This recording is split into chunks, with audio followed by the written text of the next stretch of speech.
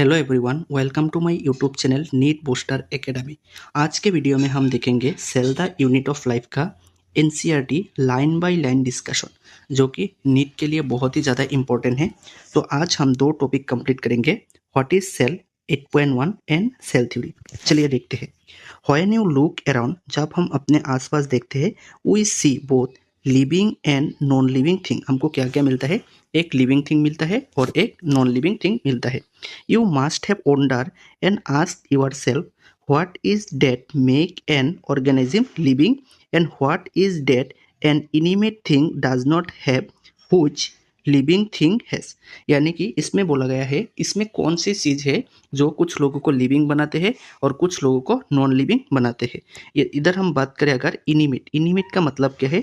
इनिमिट का मतलब है नॉन लिविंग, नॉन लिविंग। तो इसका आंसर क्या होगा? ये बहुत ही बढ़िया क्वेश्चन होगा। The answer is the presence of basic unit of life. तो इसमें क्या होता है? बेसिक यूनिट ऑफ लाइफ होते हैं। तो किसको बेसिक यूनिट बोलते हैं? The cell in the all living organism. तो सेल को हम बेसिक यूनिट ऑफ लाइफ बोलते हैं, जो कि लिविंग ऑर्गेनिज्म में प्रेजेंट होते हैं। चलिए नेक्स्ट देखते हैं। All organism composed of cell. जितने भी ऑर्गेनिज्म है वो किससे कंपोस्ट होते हैं? सेल से। तो some are composed of single cell. कुछ लोग किससे कंपोस्ट होते हैं? Single cell. Call unicellular organism. जिसके पास सिंगल सेल होते हैं उसको हम यूनिसेलुलर ऑर्गेनिज्म बोलते हैं। While other like composed of many cell. जैसे कि हम लोग है, हम लोगों के पास मिलियन और ट्रिलियन सेल होते हैं, उन लोगों को हम मल्टी सेलुलर ऑर्गेनिज्म बोलते हैं। अब चलिए नेक्स्ट देखते हैं, व्हाट इज सेल। सेल क्या होता है? तो ये वाला बहुत ही इंपॉर्टेंट लाइन है। Unicellular organism are capable. Unicellular organism क्या क्या कर सकते हैं? Number 1, independent existence. ये अकेला ही रह सकते हैं। And performing essential function of life.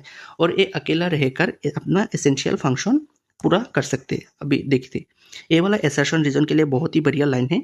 Anything less than a complete structure of cell does not ensure independent living. तो इसका एसर्शन रीजन आ सकता है। इसका रीजन क्या होगा? Hence cell is the fundamental structural and functional unit of all living organism. इसका assertion reason कैसे बन सकते हैं आप लोगों को मैं बताता हूँ। जैसे कि एसर्शन आएगा, anything less than a complete structure of cell does not ensure independent living. Hence नहीं देगा इसमें रीजन होगा the cell is the fundamental structural and functional unit of living organism. तो आंसर क्या होगा? Assertion is correct and reason is correct and reason also explain by assertion. तो ऐसे आपको क्वेश्चन भी ढूंढना है जब हम एनसीईआरटी पढ़े। अभी देखते हैं next para.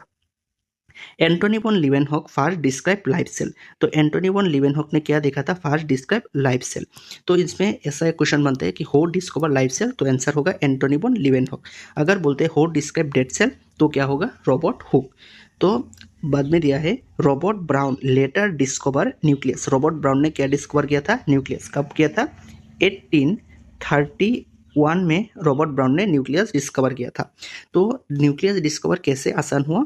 The invention of microscope. जब माइक्रोस्कोप डिस्कवर हो गया, it is improve leading to electron microscope reveal all the structure detail of the cell. इसमें से क्वेश्चन आ सकता है कि सेल का जो डिटेल स्ट्रक्चर है वो कब रिवील हुआ था? जब इलेक्ट्रॉन माइक्रोस्कोप का डिस्कवरी हो गया था। क्योंकि इलेक्ट्रॉन माइक्रोस्कोप से मदद से हम कोई भी चीज़ एकदम बारीक से देख सकते हैं। नेक्स्ट देखिए, सेल थ्योरी। तो सेल थ्योरी किसने किसने दिया था? इसमें से एक क्वेश्चन 100% पक्का आएगा। तो इन 1938 स्लाइडेन का कौन था? A German botanist examine the large number of the plant cell. उन्होंने क्या एग्जामिन किया था? Large number of the plant cell. और उन्होंने क्या ऑब्जर्व किया था? All plant are composed of different kind of cell which is from the tissue of the plant. तो ऑल प्लांट सेल में क्या था? कंपोस्ट ऑफ प्लांट सेल किससे कंपोस्ट होते हैं? सेल से, जो आगे जाकर क्या फॉर्म करते हैं? Tissue. At the same time और एक साइंटिस्ट थे थ्रेडर शोवन। तो शोवन ने कब दिया था? 1839। शोवन कौन था? जर्मन जूलॉजिस्ट था। तो उन्होंने क्या बोला? Study that types of animal cell. He reported reported that the cell has outer layer which today is known as plasma membrane। तो ये वाला बहुत ही इंपॉर्टेंट लाइन है, आज के समय में इसको क्या बोलते हैं, प्लाज्मा मेम्ब्रेन बोलते हैं। तो स्लाइडेन क्या था, जर्मन बोटानिस्ट, और शुआन क्या था, जर्मन जोलॉजिस्ट। तो स्लाइडेन ने किस पर स्टडी किया था, प्लांट पे, और शुआन ने किस पर स्टडी किया था, एनिमल पे। तो इन दोनों का कंक्लूजन क्या था, he concluded that he concluded the base of his study on plant tissue that the presence of cell is a unique characteristics of plant cell। तो यूनिक कैरेक्टरिस्टिक प्लांट सेल में cell wall जो है वो एक unique characteristics है।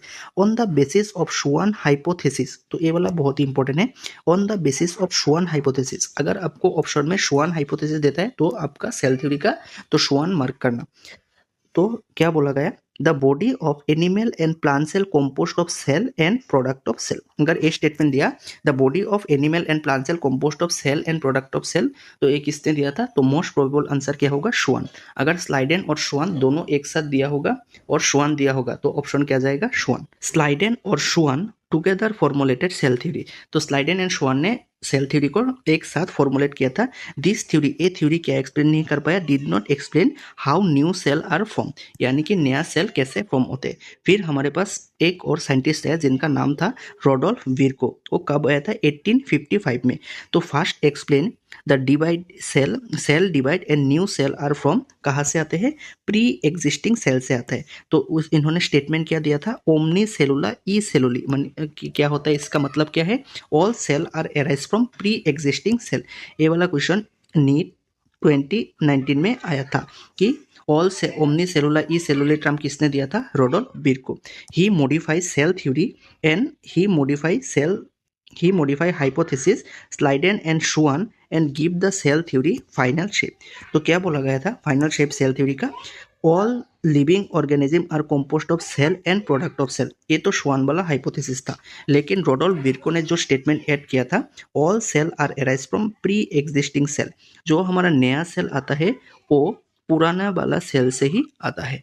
तो thank you so much watching this video. Please make sure like, share और subscribe my YouTube channel for upcoming video. Next हम देखेंगे overview of cell and prokaryotic cell. Thank you so much.